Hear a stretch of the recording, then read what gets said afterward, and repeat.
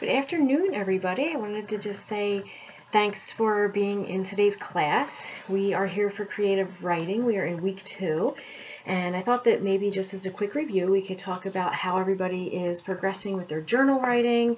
If anyone has questions about any of the topics so far, please let me know. Otherwise, we will continue moving ahead with our powerful words writing. And today our focus is going to be about synonyms and adjectives. And although many of you are probably already familiar with what a synonym is and what an adjective is, it's really important to review these so that you can remember in your own writing to incorporate these as much as possible. Remember, we said that we want our writing to be engaging, we want it to be interesting, we want it to be creative, and we want it to be something that another person enjoys reading just as much as hopefully we enjoy writing it. And so what I thought we could do today is get started with a poem, and the title of the poem is called Blood Curdling Story. It's by Shel Silverstein, who happens to be a very popular children's writer. And what I wanted everyone to do for the first round was just to listen to the sound of the words. Maybe jot down a couple notes about something that comes to mind after you hear the poem. And then after that, I'm going to do a second read, and I'm going to ask you to pick out some of the synonyms that are in the poem.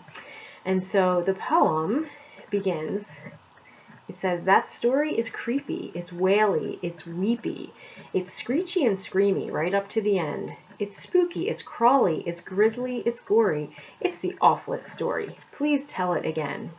And so I would like everyone to just remember, just take a listen, jot down maybe some of the words that came to mind.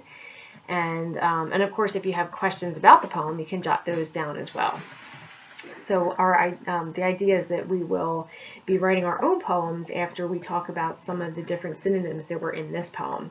So we'll do the second read again, and this time I'll slow down just a little bit, and I want you to think about the words that you hear, and I want you to pay attention to words that sound similar, because remember last week we talked about a synonym being a word that is exactly the same or nearly close to exactly the same as another word.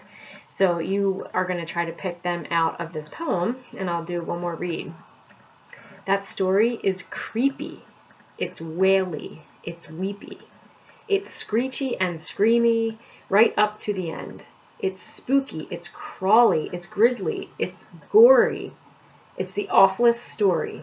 Please tell it again. So now your job is just to jot down a couple of the synonyms that you were able to pick up from that poem. I will also provide you with a copy of the poem in our online library here, so you'll be able to look at it yourself as we get a little bit deeper into the exercise.